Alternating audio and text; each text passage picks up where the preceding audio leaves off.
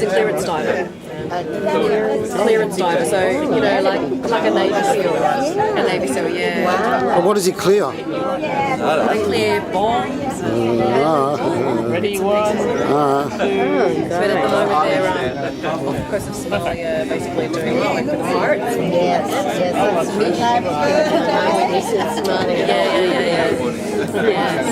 Yeah. Welcome to the club. He's over it. He wants to come home now. He's been on the ship. Geriatrics Anonymous. And this time he has already announced that. Okay.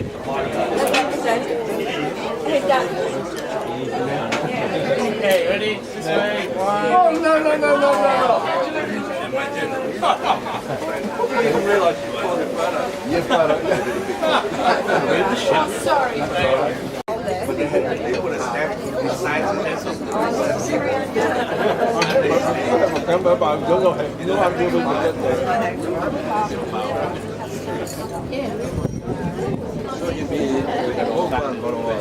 Okay, ready? That move in? Yeah. Okay, 1, 2, 3. Yeah. Perfect.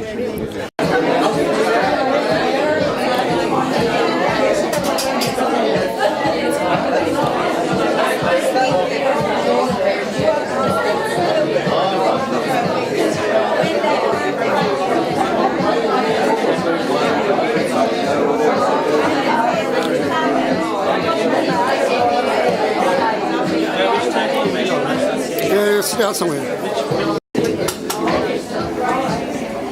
Get everyone seated.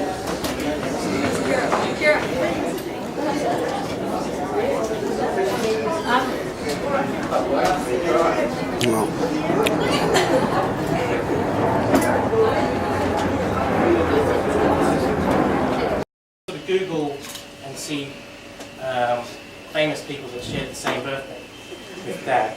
There weren't that many, although there was one person that had exactly the same day. So he's celebrating his 70th birthday today. That's the famous film director Martin Scorsese. Then other interesting people who I thought you guys might be able to see if there's any similarities or not. The first one is John Boehner, which is the Harvard Republican. So just recently, obviously, they lost the election. The next one's quite interesting. Mark Chopper Reed, who's the Australian criminal turned author.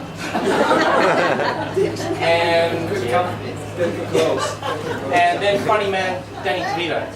Oh, good thing you met. So I also tried to look at events on today, historical events. There weren't that many. Obviously, I was bombarded with things from World War II. But I found just a couple of lighter things which I thought were quite nice. In 1942, the Looney Tunes character Tweety Bird had its debut in the cartoon Tale of Two Kittens. And also in the same year, the film Casablanca was premiered in the Hollywood Theatre in New York City. Now, obviously we haven't had everyone here at the same time. We've got a few birthday messages from people that have been living abroad. So I'm going to play them now. A video. Hello.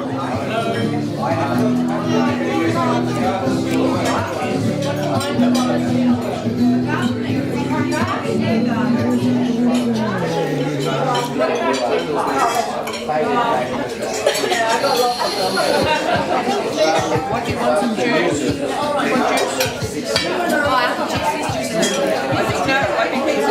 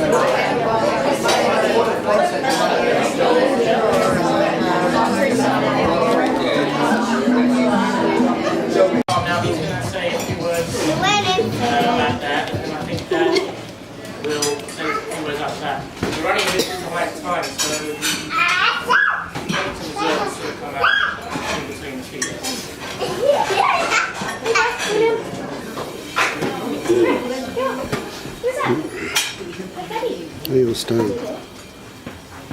Oh, yeah, yeah, yeah.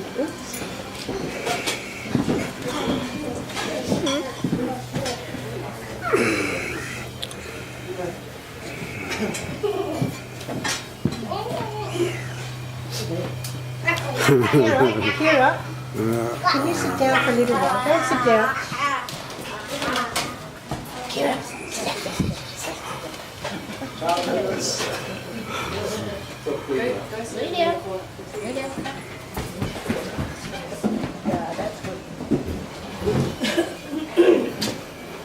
Okay, you can start.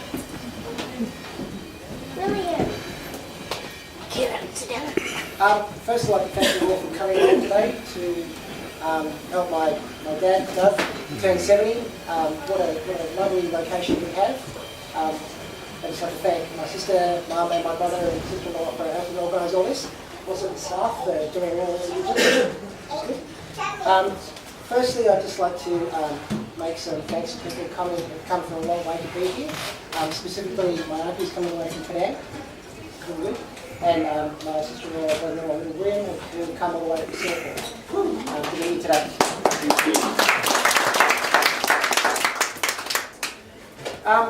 So when we discussed who was actually going to give this speech, out of the kids, we figured that I was the most qualified since I've been here the longest. And besides Mum, I know more about Dad and see more of him.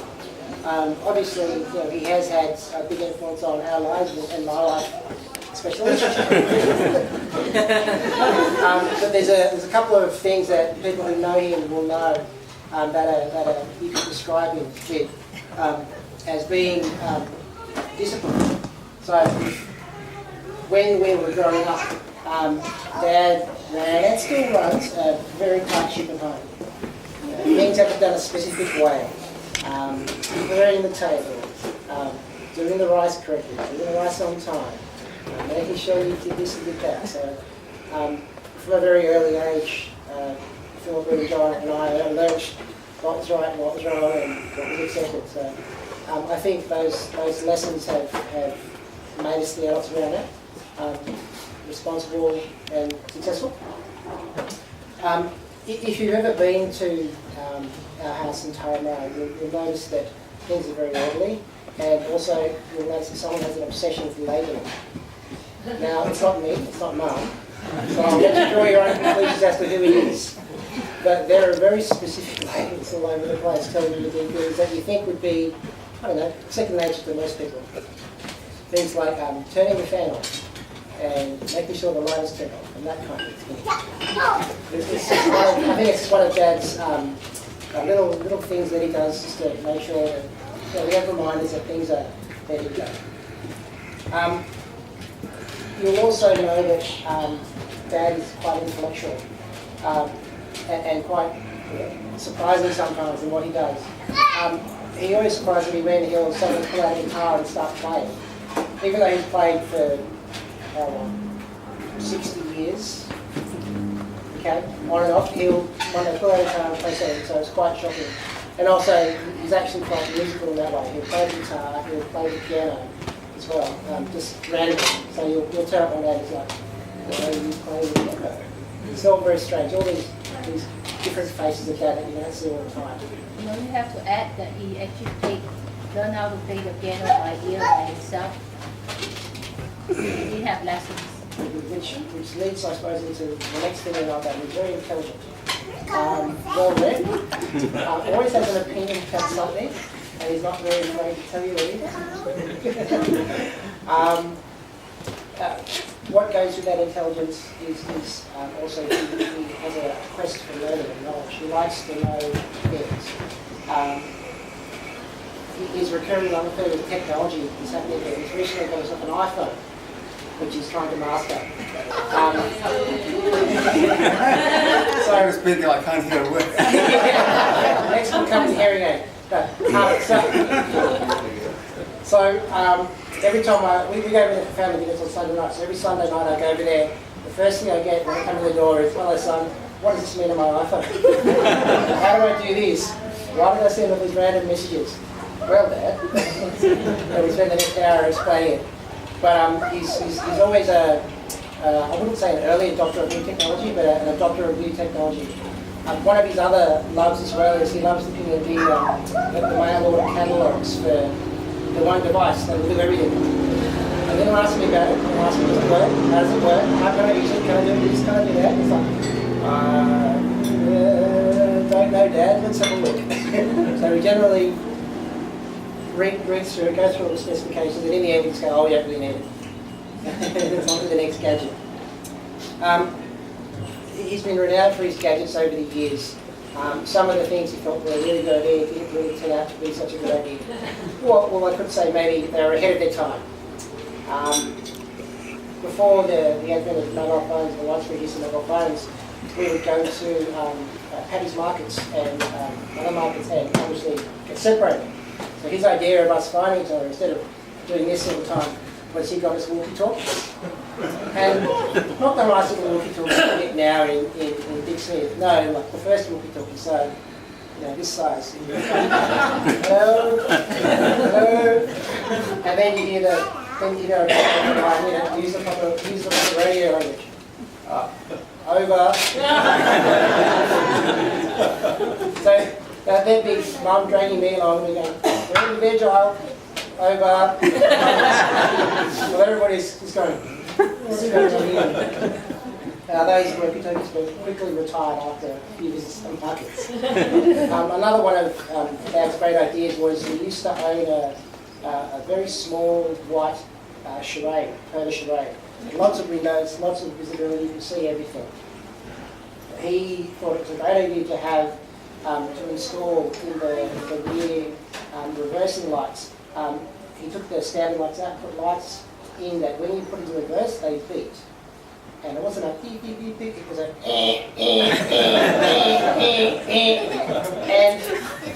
it was really loud in the car, so I can only guess what it was like outside the car.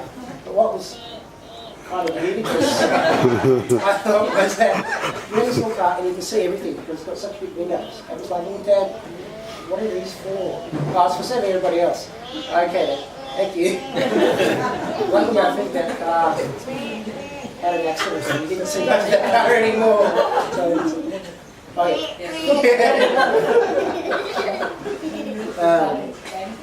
So, have you all had a chance to look at the photos? Yes? So, you've seen that Dad, for so many years, has done a lot and been everywhere. He's always been very adventurous. And it started quite young when he came out here for his high school. He went to Crowsnest Boys High in the 60s? 60s. 61. And then continued his adventure in Australia where he went to uni, became an architect, met some people, some old friends. Notorious people. Obviously met Mum and that romance began and is still continuing. When he retired a few years ago, which a long time ago now, we thought, well, what's Dad going to do now? But instead of staying at home and doing nothing, he pretty much immediately started doing things. We thought it was just to get out of Mum's hair, and to a certain extent it is. He's tried his hand at a few things. He did a tour guide course, and he did a few tours and kind of realised, well, that wasn't really for him. Then he discovered the Friendship Force Club, where he's had many adventures with other people, gone everywhere, all over the world. It's quite hard to keep up with where they've been. Most Asian countries, most European countries, Eastern European countries. They've recently come back from South America. They visited Costa Rica and Liberia. There's all sorts of crazy stories about what they were doing, pushing boats, beach landings and things like that.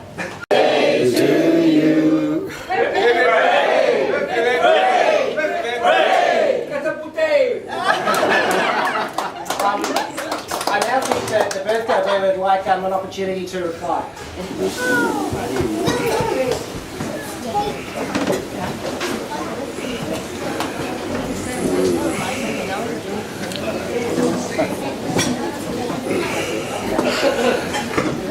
Thank you, Adrian, for the expose. There's nothing much I can tell people here except thank you for coming this afternoon. I'm delighted. this afternoon to share my 70th birthday with me and my family. I hope you've enjoyed the afternoon so far. I have enjoyed the company, and I've always enjoyed the company. For as long as I've known you.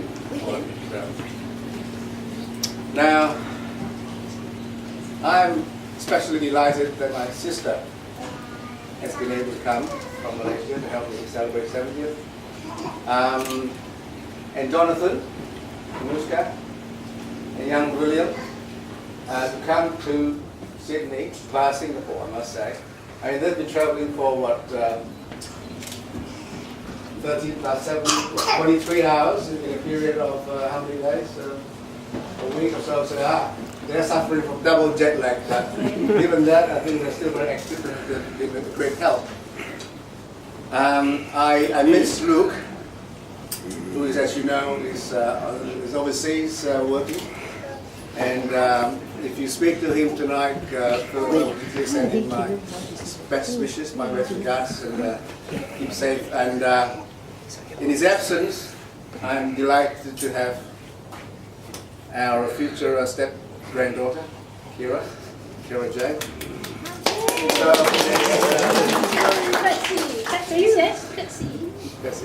Great memory that I've got. All my relatives here, my father-in-law, as you can see, is here as well, and all my friends. My friends from, well, I can say from 1961, when I met my architectural friends, and then the friends from Taramara when we moved to Taramara in 75. Then friends from Freshly Falls, from Legacy, so what else? And friends from other associations. Now, 70, I know 70 is only a number. People have asked me, how do I feel like when I'm 70? I say, well, 70 is only a number, and I'm not one day older than 50. Here, so I've got a privilege. I'd like to say thank you on behalf of Legacy and the Friendship Force. I'm a member of both those organisations, as is done. I met him at the Friendship Force, and I observed a bit of talent there, and I said to him, would you like to join Legacy? And he thought Legacy was an organisation which only accepted Australian servicemen. And I said, no, we accept all people of thought. And so I got him into Legacy. Best thing I ever did. He's been the chairman of Legacy. I just call up John. Okay, so everyone from the family's gotten up to speak, obviously, except for Mum.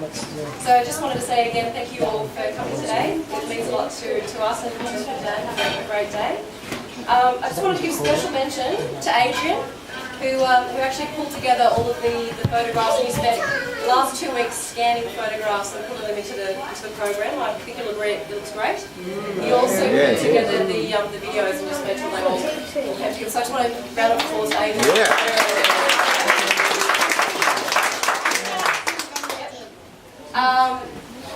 Obviously, thanks for Mum, who kind of pulled together the invite list and made sure we were all in order. Obviously, it was a collaborative effort from all the kids and Bush and John and Adrian as well. But it was her idea to kind of have this colour theme, which I think looks great. So everything, if you notice, matches in with the invitations that you received, the purple, green, yellow, and what have you. So I think that all looks really great as well. Yeah. So,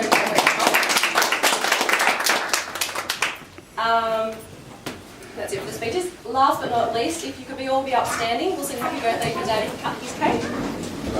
Where's your shoe? Ready, William? As musical director of Friendship. Are you ready? Ready? Happy birthday to you. Happy birthday to you. Happy birthday, dear Doris. Happy birthday to you. Hip hip! Hooray! Hip hip! Hooray! Hip hip! Hooray!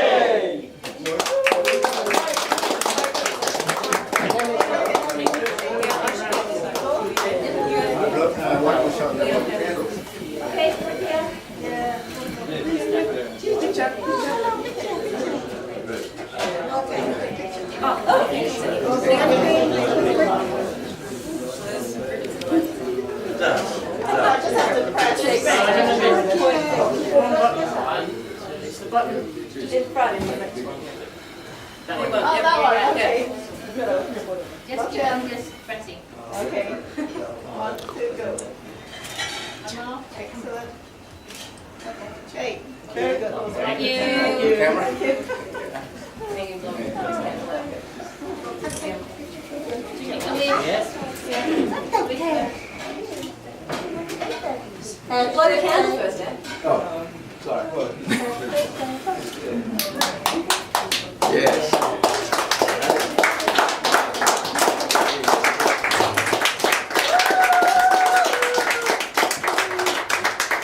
Well, it's a substantial cake. You get the basket.